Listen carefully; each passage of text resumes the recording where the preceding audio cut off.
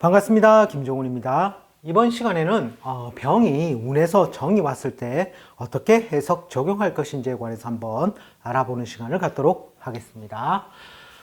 우리는 병이 정을 봤다는 것은 오행은 같고 음양이 다르죠. 자, 이것을 우리는 육친상 겁재라고 해석을 많이 갑니다. 자, 겁재, 육친적 요소로서 해석을 가해 본다면 대운적인 요소에서는 보통 독립적이라는 요소와 또 한편으로는 재물 소모의 요소, 즉 재물을 극하죠. 자, 그 요소로서 많이 해석을 가하는데 기본적으로 비겁은 돈 안 되는 골목이라든지 또 금전 희생 양상이 많이 따르게 되고 또 사업에서는 경쟁, 경합의 양상을 많이 띠게 됩니다. 또 돈은 벌지만 소모 양상을 많이 가진다는 특징이 있습니다. 자, 세운적으로는 해석은 보통 금전 소모 지출을 뜻하고 인간관계의 갈등이나 시비사 정도로 해석을 가하기도 합니다. 자, 그리고 시기상으로 따져본다면 소년기에서는 경쟁심이라든지 성장성, 투쟁심이죠. 투쟁심은 쉽게 말해서 비견은 같은 방향으로 나아가지만 겁재는 반대 방향성을 띤 투쟁심이라는 것입니다. 그리고 재물을 극하는 작용이죠. 재파작용에 의해서 육진상 재물은 보통 부친으로 해석을 많이 가기 때문에 부친과 인연이 박하여지거나 또는 덕이 박하여진다라는 뜻도 가지고 있습니다. 그리고 소년기에 보통 재물 부족의 형태를 많이 띠게 된다고도 봅니다. 자, 청년기에 가서는 목적을 방해하거나 절망적인 결과를 가져다 주는 존재 또는 이성교제에서는 삼각관계 정도로 해석을 가하게 되고 장년기에서는 시비구설이라든지 금전 소모 또 출혈이죠. 지지로 내려가면 양간의 경우입니다. 양간의 경우에는 이 겁재가 지지겁재가 양인의 별이 해당되기 때문이죠. 자, 그리고 만년기에서는 보통 비견의 뜻과 비슷한데 흡사한데 보통 고목이 봉춘한다. 즉 고목이 봄을 만났다는 것이죠. 따라서 건강이 왕성해지고 활동성도 강화가 되고 또 유운과 관련된 교우관계는 원만해지며 재물에서는 어쨌든 경쟁 상황으로 많이 달리게 됩니다. 자, 그리고 또 한편으로는 재물에서 희생 요소가 따르게 되겠죠. 또 그리고 친구를 끊게 되면 자식이 예쁜 도둑이 생긴다는 것이죠. 겁재작용으로 할 수도 있다는 겁니다. 자, 이것은 기본적인 육친상의 해석이지만 실제 사주 해석은 그것이 달라지게 됩니다. 자, 예를 들어서 병의 경우에는 천간에서 합을 하게 되면 신이 오면 합을 하게 되죠. 또 충의 경우에는 임이 오면 충이라는 것이 됩니다. 또 육진상 병관의 별이 되죠. 그리고 저 같은 경우에는 형의 요소도 실제로는 해석에 가미를 합니다. 즉 병을 지지로 내리면 뱀사자가 되고 갑은 지지로 내리면 범인자가 되고 경을 지지로 내리면 원숭이 신자가 됩니다. 따라서 인사신은 사명살이 되죠. 따라서 저는 형의 요소로서도 조금은 해석을 가하고 그리고 인묘의 경우도 이 병의 기운을 훼손시키는 요소로서 작용할 수가 있다라는 것입니다. 그리고 정이 왔다라는 것은 정은 합을 하는 것이 임이 되고 또 개는 충의 요소가 되죠. 그리고 정은 정을 지지로 내면 오자가 되는데 이 정이 다시 오면 오는 바로 자영살이 되죠. 따라서 이러한 관계성을 저는 많이 참조를 해서 해석을 가고 있습니다.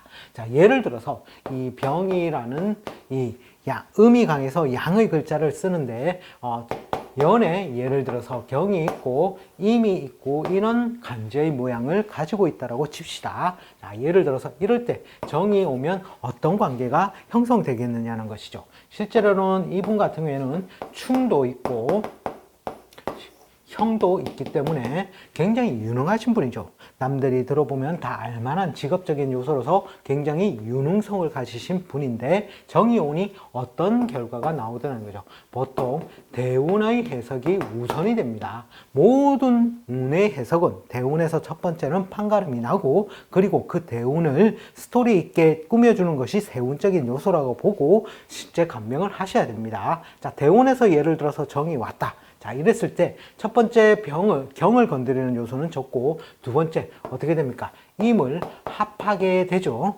합을 하게 되면서 즉 첫 번째 정과 임의 합에 의해서 임이라는 세력이 강화되게 됩니다. 따라서 이 임의 세력이 강화가 되면 나에게는 편관도 있고, 그죠?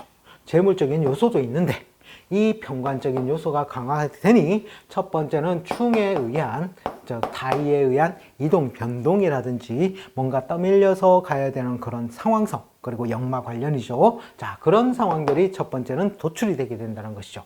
그리고 두 번째로는 이 편관 칠살의 역할이 더 드러나게 되겠죠. 자, 명고이박이라는 것입니다. 즉, 명예는 드높일 수 있으나 이익은 박한 모양이 되는 것이죠. 소문난 잔치에 먹을 것이 적은 모양이 되고, 또 한편으로는 호랑이가 출현하였으니 사고라든지 급작스러운 질병을 주의해야 된다라는 것이죠. 자, 그리고 나서 정임의 합작용에서 이 임이 정을 따라가게 됩니다.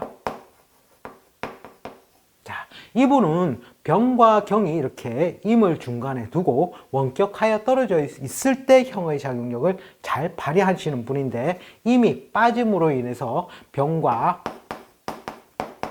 경의 글자가 실제적으로는 딱 붙어서 형에 관련된 상황들이 실제로는 연출이 된다는 것이죠. 형이라는 것은 뭡니까? 형벌, 수술, 가공이라는 것이죠. 형벌이라는 것은 송사시비,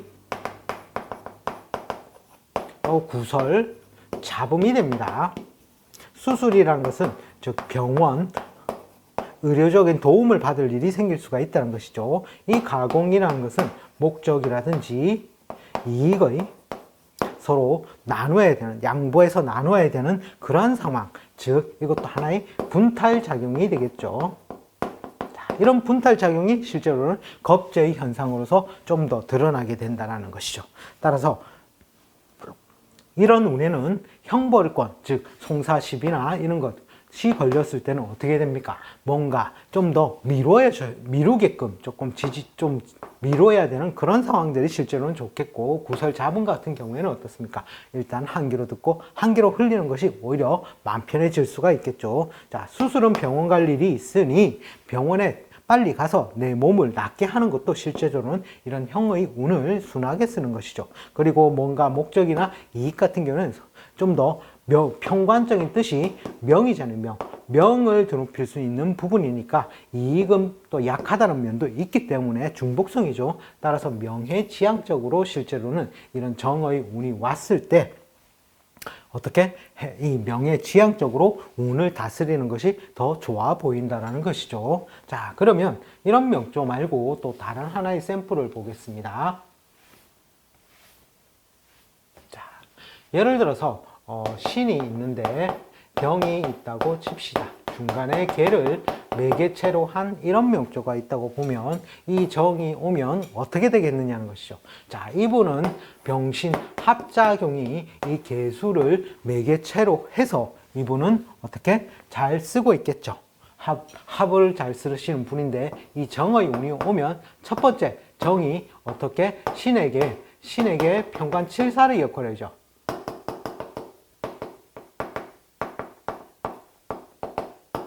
편관적인 요소가 음으로 인해서 실제로는 이 신의 기운이 약화가 되겠죠. 즉 신기운이 약화가 되는 그런 상황.